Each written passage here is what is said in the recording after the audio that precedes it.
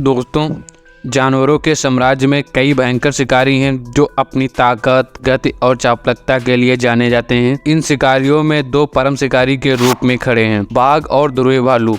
ये दोनों जानवर शीर्ष परबच्ची हैं। इनका अर्थ है कि वे अपने संबंधित आवासों में खाद्य श्रृंखला के शीर्ष पर हैं। लेकिन क्या होगा अगर ये दोनों शिकारी एक लड़ाई में आमने सामने हों? इस वीडियो में हम पंजे की ताकत, दौड़ने और तैरने की क्षमता और शिकार करने के बारे में जानेंगे। बाघ और ध्रुवी भालू के बीच में लड़ाई में कौन जानवर जीतेगा? तो चलिए शुरू करते हैं। बाघ पूरे एशिया के विभिन्न स्थानों पर पाए जाते हैं, जिसमें से घास के मैदान और जंगल शामिल हैं। ये आमतौर पर भारत में पाए जाते हैं, जहाँ ये उष्णकटिबंधीय वर्षा वनों में रहते हैं। दूसरी ओर ध्रुवी भालू अंटार्कटिक सर्कल में पाए जाते हैं और उत्तरी ध्रुव के आसपास बर्फ के ढके क्षेत्रों में रहते हैं। इनका प्राकृतिक आवास समुद्री बर्फ है और वे जमे हुए समुद्र पर रहने और शिकार करने के लिए अनुकूल हैं। बाघ अपनी शक्तिशाली और मसल्स निर्माण के लिए जाने जाते हैं, जिनका वजन 90 से 130 किलोग्राम 200 से 700 पाउंड के बीच में होता है और इनके सिर से पूंछ तक की 2.5 से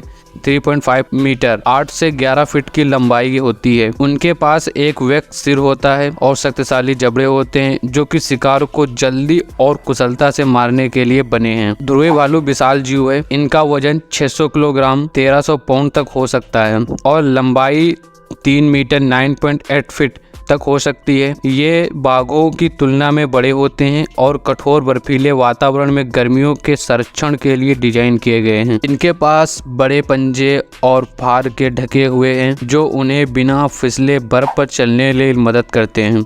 बाघ और ध्रुवी भालू दोनों के पास मजबूत जबड़े और नुकीले दांत होते हैं, जिनका उपयोग शिकार करने के लिए शिकारी को मारने के लिए किया जाता है। एक बाघ का बल लगभग 1000 पाउंड प्रति इंच PSI होने का अनुमानित है, जो अपने शिकार को खोपड़ी को कुचलने के लिए पर्याप्त से अधिक है। मांस और हड्डी को चीरने के लिए इनके दांत नुकीले होते हैं। ध्रुवी भालू के पास लगभग 1200 PSI का बल होता है, जो बाघ के बल से थोड़ा अधिक मजबूत होता है। इनके दांत भी तेज और शक्तिशाली होते हैं, लेकिन ये चीरने और फाड़ने की बजाय कुचलने और पीसने के लिए अधिक अच्छे होते हैं। बाघ अपनी अविश्वसनीय गति और चालाकिता के लिए जाने जाते हैं।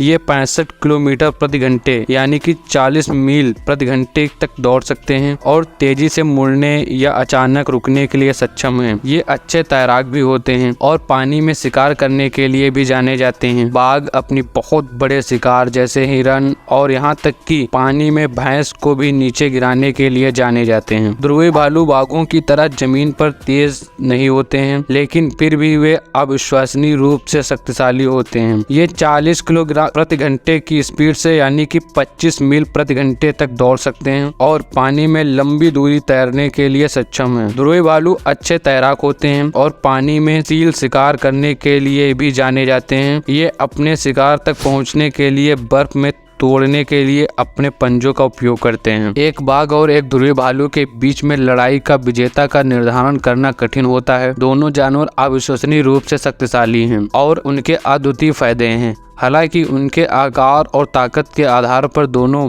ध्रुवी भालू तथा बाघ का थोड़ा भारी पड़ेगा। अगर हम आपको शिकार की सफलता के आधार पर उनकी जीत प्रतिशत की तुलना करें, तो बाघ जीत प्रतिशत में थोड़ा अधिक है। बाघ अधिक अनुभवी शिकारी है। ध्रुवी भालुओं की तुलना में बड़े शिकार के नीचे गिरने के लिए जाने जाते हैं।